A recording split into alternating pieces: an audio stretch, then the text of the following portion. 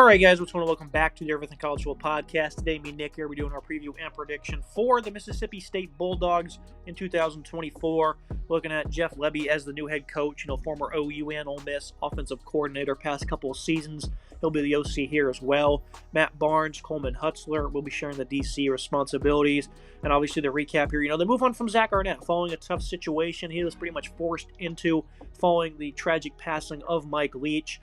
Return only 3 starters total to pick up one of the highest rising coaches, though, in college football. I think Lebby might be able to do some nice things here at this program. And looking at this offense, one that just really wasn't good last year, Nick. Arnett installed a different offensive system, which was probably the right thing to do. Obviously, the air raid is Mike Leach's tailored system. It's not hard to just replicate that, so you have to insert something different, and it certainly led to Will Rogers struggling, and overall the entire unit. You look at these numbers, 107th in scoring and passing, less than 200 yards per contest, just not very pretty stuff from them. They insert Blake Shapen, though, from Baylor, a guy who has shown great touch, makes good decisions, has no issues throwing in the tight windows. He's a gritty player, though, good accuracy, good rip with precision, he's good on the move. He can run or deliver a nice ball. A gamer who has done a good job of adding size up to 6'1", 210. Much different system, could be tough adjusting, but he has the competitive toughness to do well, Nick. Again, a gritty player who's a gamer who I think could actually uplift this offense at certain moments. I think Blake Shapen's not a bad fit here to be a bit of a bridge for Jeff Lebby.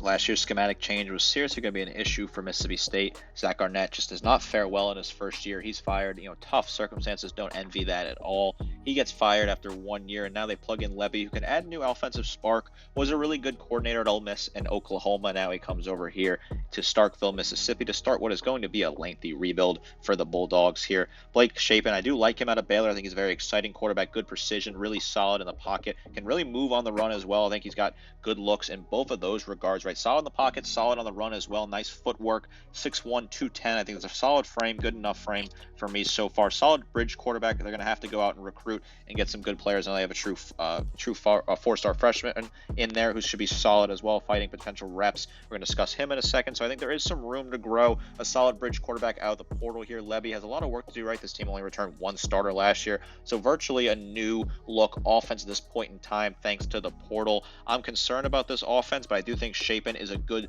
stepping stone to begin kind of figuring out what you're going to do with this offense. Yeah, good recruiting. Michael Van Buren, the 4-star. He's a good fit for the system, runs the RPO very well. Dynamic player, seems to be ideal here for Lebby. Had better opportunities elsewhere, but in terms of playing time, it's something he certainly would have had to wait for. So I think it's a good opportunity for these two, Van Buren and Lebby, as a pairing. They also have Chris Parson in the room. He was absolutely horrid in his start against Texas A&M. Next 3-star. He's probably going to be the backup this season. I think Van Buren will probably get that role. Obviously, that was the game against A&M. They lost by like 40, and the whole team looked bad, so, not too much you can really say there. The running back room is really up in the air, Nick. Jeffrey Pittman only had a handful of touches last year after arriving from JUCO. Kevon Lee was never really impressive at Penn State, 225-pound power back. And Seth Davis, suffering a knee injury in the Egg Bowl, opens the door for another JUCO player, the top-ranked running back, in Johnny Daniels. He was banged up most of spring, though, so the room at the moment isn't all that great, and I think on my rankings I had them last or next to last for the worst in the conference. I just don't think it's all that impressive. The scheme, though, is certainly beneficial. Lebby, again, with the RPO, the slashing style, moving fast. It could certainly benefit some less talented players, but the run game is very ideal for getting this offense going, and if they don't have talented guys who create on their own behind a makeshift offensive line, it could probably certainly lead to them having some deficiencies, and I certainly expect that to be the case this year. As part of the post-Mike Leach, era down here in Starkville, you're going to get new sort of focusing on the run, have a new, different sort of scheme fit in terms of focusing on the run. They're going to be able to run the ball a little bit better, right? They were 80th in yards per game last year. Certainly an increase from what they saw in the Leach days. But this is a running back room that is shallow. I think Pittman could be solid after playing in JUCO and being decent last year. Kevon Lee, he has a good size at 225 in terms of the pounds, but he just wasn't very good at Penn State like he alluded to. I think, Daniel's a good add from the JUCO ranks, but stepping up to SEC play from JUCO is a very tough ask for a player. The offensive line worries me a little bit as well, if it's basically a transfer-filled unit, so I do think it's going to be some struggles to find connections and work as a team early on in that regard. I do worry about this running back room and what they're able to do this season. It is a transfer-filled offensive line. Like you alluded to, McKellen Pounders at left tackle was a quite good pass blocker. At Memphis, Tad, undersized, 6'5", 305. Jacoby Jackson, 6'6", 320 from Texas Tech. only a handful of pressures allowed. It's probably going to be the best player here for them. But Ethan Minner, center, was great for North Texas, one of the best linemen in the AAC from a season ago, 305 pounds of his own. Good experience. Right guard Marlon Martinez didn't play much over 4 seasons with LSU. Leon Bell, right tackle, the only guy who was here a season ago that is currently featured in the starting 5. 6'8", 325. Right side of the line, much more size, but overall theme is to try and plug in some smaller guys that can play in this high-tempoed offense. I think he'll be a serviceable unit for 2024. Hard to make judgments overall on this O-line. Certainly leaning to it being sound. They looked good in pass pro in the spring game, but for the entire course of a season, certainly up in the air with this O-line. But I think they went out and did a solid job of adding some respectable transfers here. This is a unit that has added some nice players. I think Minor coming over from UNT is a really good add. I think he's a really solid player at center, 305 pounds.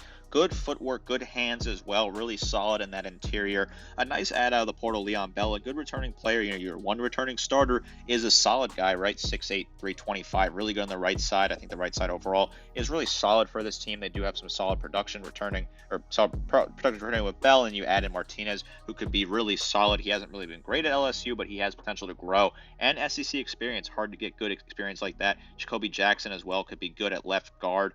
Pounders at left tackle. What are you going to see out of him? I think there's a little more question marks there. The left side does worry me. Overall, this offensive line does add some nice experience from other schools, but it is a unit that's not returning a whole lot, in my opinion, in terms of meaningful production. They're coming from different schools, different conferences, and they're going to have to try and figure out how to play together as a team early on.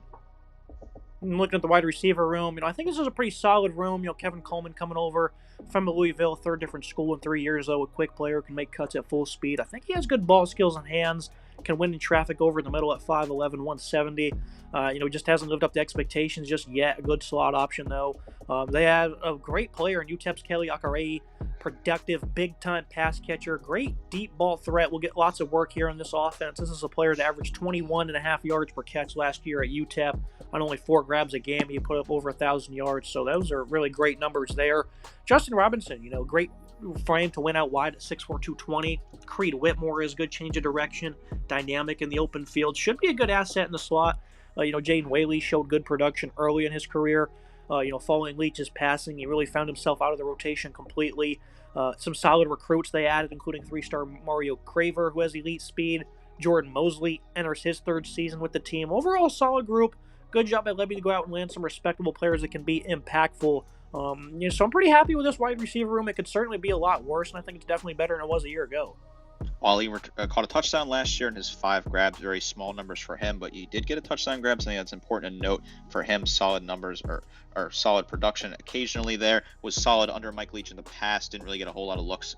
Jordan Mosley as well had caught 1 touchdown on one of his 3 grabs at the wide receiver X. Look to see him start this year. He could be able to step up. I think he's a solid player. I think Coleman coming over from the Cardinals is a good player, solid player, 5'11", 170. I do like the frame on him. The speed is good. Good slot option. You move him around. I think Akaraya as well from UTEP's a really underrated add. A good work there from Jeff Levy to bring him from UTEP. Really solid, productive player. Nice big-time pass catcher. Justin Robinson could be a good player out wide. You move him around a little bit. Nice dynamic option there. This wide receiving unit is definitely the best part of this offense.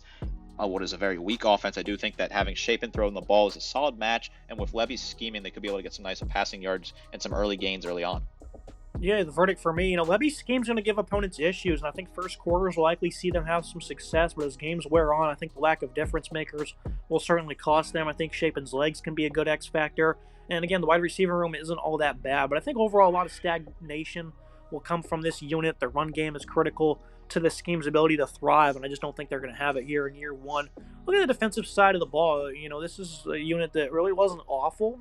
27 points per game, 41st in yards. They were top 60 against the pass and the run. Added 8 guys in the portal. They only returned 2 starters, so they're certainly missing a lot of depth. 118th in turnovers forced, but they were good. 29th in third down defense. Look at the D-line. Seasoned vets and DeMonte Russell, Deontay Anderson are at defensive end. Should remain at that spot while field transfers will occupy the interior spots. Kendrick Bingley Jones, the 6'4", 305 from North Carolina. Limited snaps for him over 3 years. Suleimani Kapaka from Purdue played a tad more. Had a pair of sacks in 2023. That's about it. 6'2", 295 Wilkie Denard. Highest upside of the bunch as a 3-star last year that didn't play much for Auburn. He has the ability to play on the interior or off the edge. And, guys like Calvin Dickens, Eric Taylor should contribute to the rotation as well. Pass rush upside seems limited. The D-line struggled to produce, Nick.